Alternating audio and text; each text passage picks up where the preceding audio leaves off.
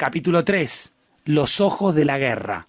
Eduardo Rotondo fue corresponsal de guerra, el único que pudo retratar la rendición de Argentina. Yo creo que por eso es que hasta el día de hoy sigo escribiendo y publicando fotografías sobre Malvinas. Lo que había cubierto en Centroamérica era la guerra de otros. Lo que había cubierto en Malvinas era la guerra de los argentinos, y muchos de esos jóvenes podían haber sido mis hermanos o mis primos. Y yo creo que nunca dejé Malvinas. 40 años de Malvinas. Sean eternos nuestros héroes. Facundo Pastor y un recorrido por relatos, testimonios e historias del conflicto del Atlántico Sur. 40 años de Malvinas. Bueno, yo hacía 4 años que era corresponsal de guerra en Centroamérica y cubría Nicaragua, Guatemala, El Salvador. Y para estar en ese país, la exigencia de los gobiernos de esos países exigían que el periodista que estuviera cubriendo eso sea corresponsal de guerra. ¿Por qué? Porque al ser corresponsal de guerra, el país se deslinda de la responsabilidad de lo que le pueda pasar al periodista. Claro. Así que a fines de marzo me llaman de la agencia que vuelva a Buenos Aires, y cuando el 2 de abril ocurre la recuperación, me dicen, bueno, ya sabes, tenés que ir a cubrir Malvinas. Así que bueno, la primera vez fui con el equipo VHS profesional que usaba en Centroamérica, pero después de esos 3 días que vos contás, cuando vuelvo a traer el material para que la agencia pudiera empezar a mostrarle a sus contactos para poder vender el material, la agencia de noticias internacional, el canal ABC News, le interesó el material y bueno, me mandaron a Malvinas, pero esta vez sin VHS, en Umatic, que para mí era un formato nuevo, en sistema NTSC, que era también el sistema norteamericano y no el argentino. Acá recién comenzábamos con el PAL-B, así que en el segundo viaje yo iba arriba del avión leyendo el manual de instrucciones para ver... No sabías usar las cámaras. O sea, en principio las cámaras tienen el mismo uso, lo que pasa que los botones están en distintos lados, y en este caso, a diferencia del VHS, la mochila pesaba 20 kilos. Claro. La otra diferencia era que los cassettes Umatic solamente duraban 25 minutos, a diferencia del VHS. Así que bueno, viajé a Malvinas el 7 de abril, y después, la última vez, ya me quedé en Malvinas hasta el 1 de mayo, que es el primer ataque británico. Entonces el general Menéndez decide que los medios de prensa que están en la isla son los únicos que se van a quedar. Eduardo, ¿qué viste en la guerra?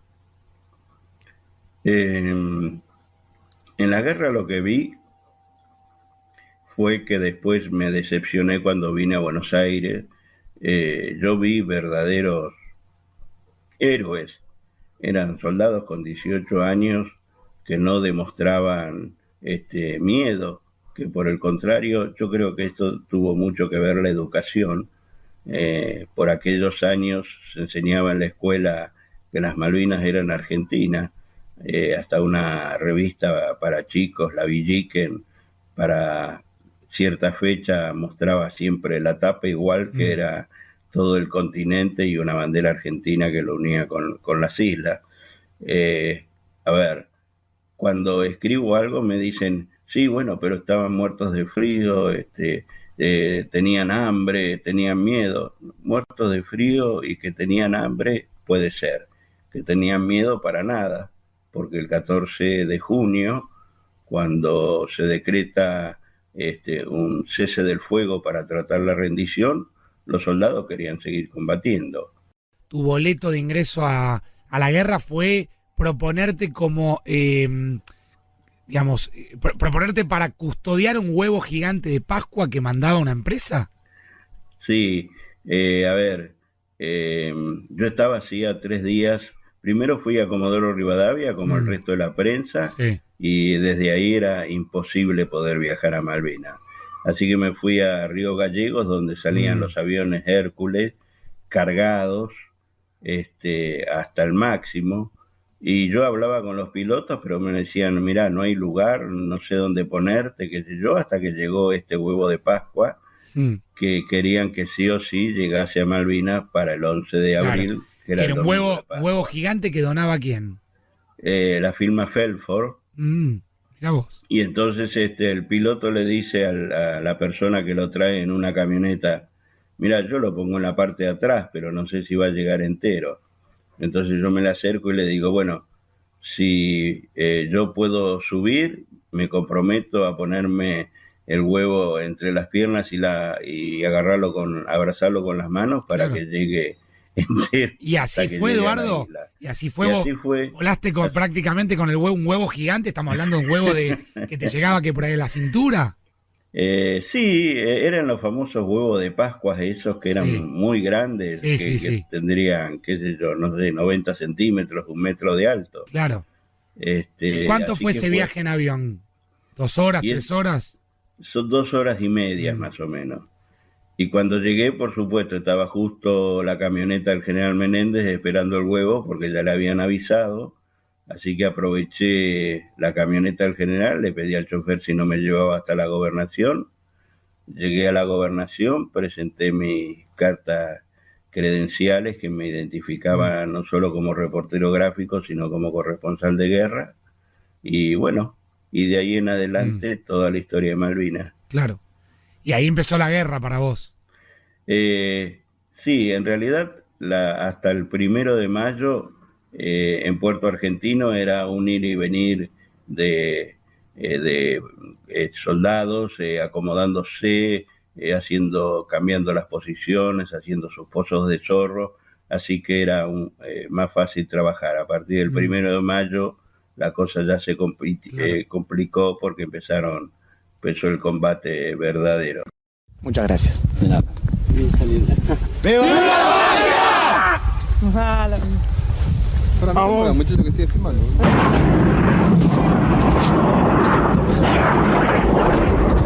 ¿Qué pasa? ¡Tirando! Bueno, tranquilos. Vamos. Acá lo vengan para acá. Una posición. Dale. Eso fue el 14 de junio. Yo estaba en la lomada de la gobernación grabando todo lo que pasaba en los montes, porque ahí era donde se había armado el final de la guerra. Los ingleses ya habían llegado a la altura de los montes y disparaban hacia abajo.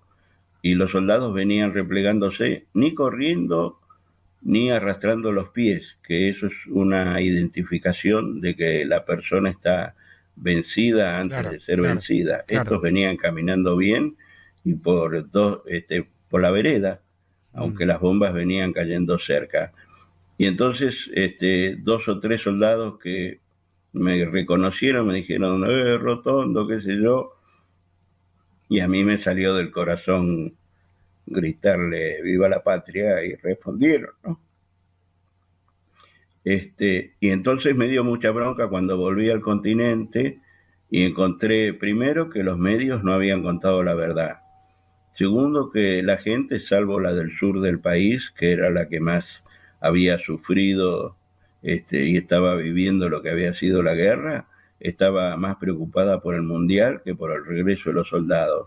Y tercero era que los que perdieron la guerra fueron los soldados argentinos, y entonces no había que llevarle el apunte. Esto fue aprovechado por un montón de gente que fue a rezagos militares, se compró una chaqueta, compraron medallas y salieron a pedir, cuando en realidad los soldados nunca habían hecho eso. Cuando estuviste herido, cuando te viste herido, ¿qué pensaste?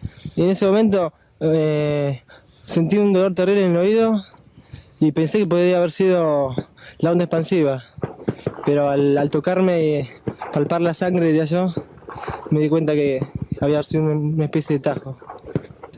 Me di cuenta que no había perdido el conocimiento, pero Era consciente de que había sido herido, sí. ¿Pensaste en Dios? Sí, por supuesto, y me ayudó mucho. En la 10ª brigada, que yo 10 años antes había hecho el servicio militar, así que voy hasta ahí para ver si encontraba alguno de los suboficiales que me habían tenido zumbando durante el año de servicio militar, y me lo encuentro al sargento Pizarro. Y entonces Pizarro me cuenta que un avión Harrier había atacado esa posición y había herido al soldado que escuchamos, que se llama Díaz Rolón. En ese momento yo no le hago reportaje, el micrófono se lo pasan al que le hizo las primeras curaciones, que es el soldado Carlos Mosto. O sea, que ahí hay un soldado que te hace de cronista. Claro, ahí Mosto en realidad no tendría que haber estado en Malvinas. Él había pedido prórroga, estaba en 3er año de medicina, y al momento de salir la 10ª brigada para Malvinas, un soldado tuvo miedo y él se ofreció como voluntario. Bueno, Mosto cuenta muy brevemente que con su paquete de curaciones y unas vendas le hizo una especie de torniquete para parar la hemorragia y poderlo trasladar hasta el hospital, hasta el puesto sanitario. Y la historia de todo esto es que el otro día otro avión vuelve a atacar y lo mata a Mosto. Yo al principio iba solo. Lamentablemente yo no tenía ni ayudante ni periodista. ¿Por qué? Porque el trabajo era grabar y tomar sonido ambiente. Pero a mitad de la guerra apareció un pseudo periodista uruguayo, que todos sabíamos que no era periodista, y cuando estaba ocurriendo el final de la guerra, el periodista me dice: yo te voy a ayudar, te voy a llevar la videocasetera, si te aliviano un poco y podemos movernos mejor, porque era muy difícil moverse cada vez que caía alguna bomba disparada por la artillería terrestre o la artillería naval. ¿Y por qué, por qué Eduardo, dijiste pseudo periodista? Sí, porque... ¿A qué se dedicaban, verdad? Todos sabíamos que a lo mejor era de algún servicio de inteligencia, porque no solamente salía conmigo, sino que salía con el resto de los periodistas, y era más para controlarnos que para otra cosa. Es más, no tenía ni cámara de fotografía, y nunca pudimos saber para qué medio escribía.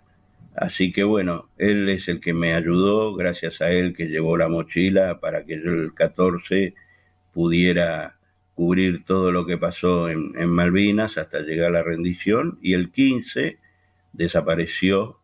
Así que el 15 salí del hotel solamente con la cámara de fotos, saqué unas cuantas fotos, y a la mañana, cuando vuelvo al hotel, me entero de que me estaban buscando para pedirme el material.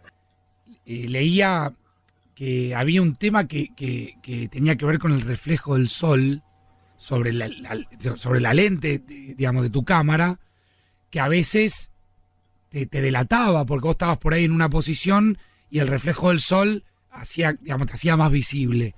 ¿Este era un problema y esto generó que incluso alguna vez te dispararan? Bueno, pasó lo siguiente. El 13 de junio, el general Menéndez nos reúne a todos en la gobernación en horas del mediodía. Cuando digo todos, digo a la gente de TELAM, a la gente de ATC y a mí, y nos dice que está por llegar el último Hércules y que nos invita a que nos retiremos. Por supuesto que ahí yo le recuerdo al general que yo era corresponsal de guerra y que me podía quedar, cosa que asintió y me permitió hacer eso. El 13 a la tarde salgo y voy hacia la zona de los montes, porque ahí era donde estaba ocurriendo los mayores enfrentamientos. Y mientras estoy grabando,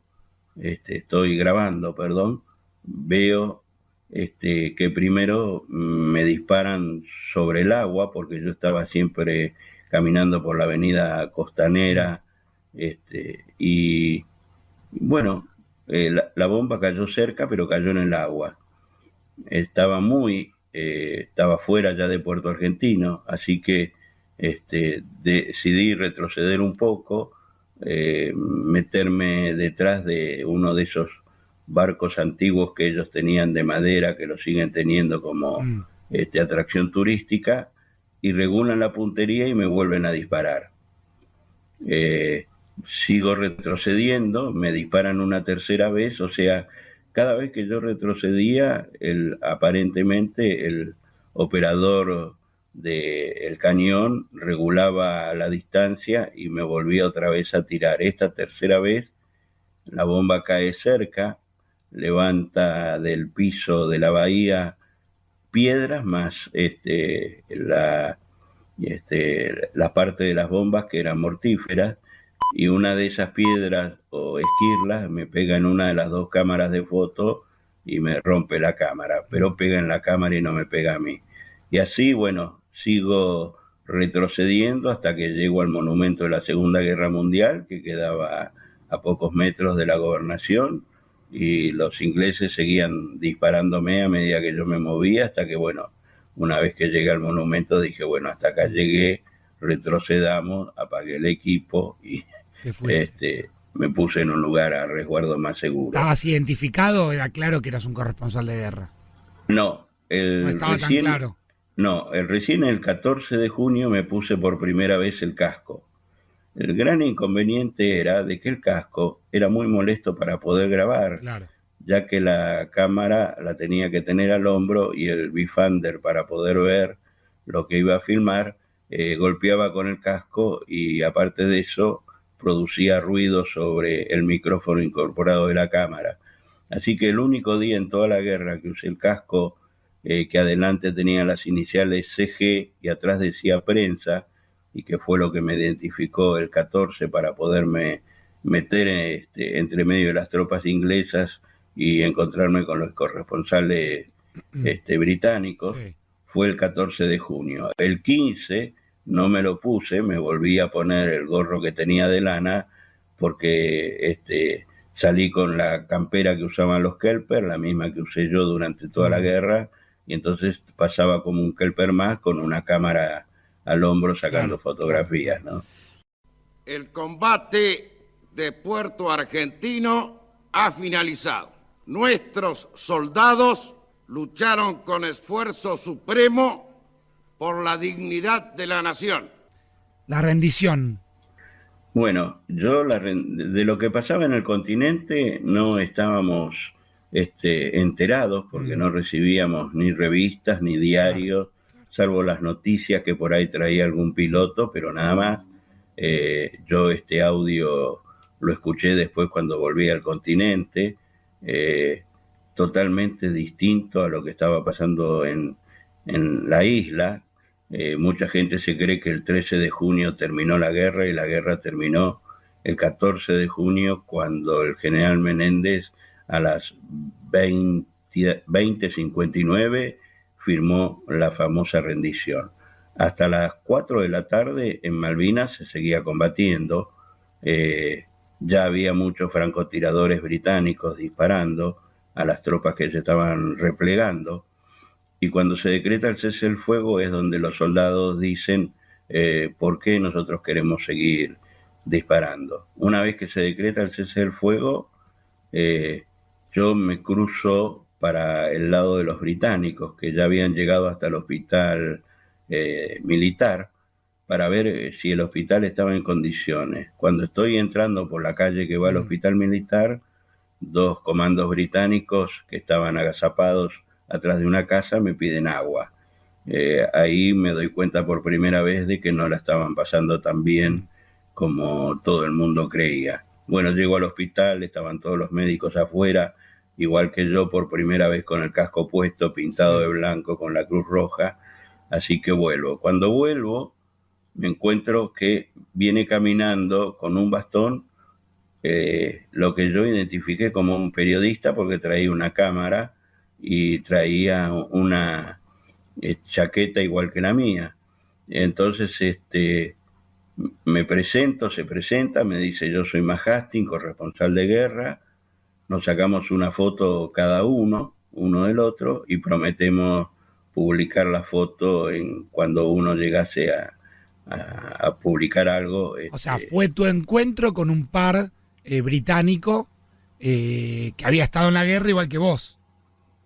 Claro, lo que yo no sabía que Matt Hastings era un corresponsal de guerra muy importante en Inglaterra. Bueno, después que me saqué la foto con él, avanzó hasta la gobernación y después que él entró, vinieron 20 corresponsales de guerra más que estaban completamente uniformados, igual que los británicos, con la diferencia de que no traían armas, Claro. y solo 2 o 3 de ellos venían con una cámara de fotos. Sigo avanzando, me encuentro con 2 comandos, les pido permiso para sacarles una fotografía, me dicen que sí, les saco la foto, me preguntan dónde queda Puerto Stanley, entonces yo les señalo que eso era Puerto Argentino, y lo miran con un aspecto como diciendo, bueno, nosotros esperábamos encontrar una ciudad y nos encontramos con un pueblo. Así que avanzan unos pasos, pero no se atreven a seguir adelante porque solamente había un cese del fuego. Y después me encuentro con otros 2 británicos, uno de ellos que venía rengueando, y cuando lo miro veo de que tenía bolseguíes de los soldados argentinos en lugar de tener los bolseguíes de ellos. Menéndez no nos dejó entrar a ninguno a la gobernación. Filmo cuando llega Jeremy Moore, que acompañado del oficial Bloomery de la Fuerza Aérea y un soldado británico que traía un equipo muy pesado, y después me enteré que era el primer teléfono celular para comunicarse directamente con la primera ministra Margaret Thatcher, así que eso lo registro en video y después lo registro en fotografía. Cuando intento entrar a la gobernación, me prohíben el ingreso y después de un rato solamente pudo entrar un fotógrafo que era de ellos, era nada más ni nada menos que Paul Hadley, fotógrafo oficial del Ministerio de Defensa inglés, el cual hace unos meses me pidió amistad y estamos intercambiando información por las fotografías tanto de un lado como del otro. 1982-2022, 40 años de Malvinas, en Foja Cero, con Facundo Pastor.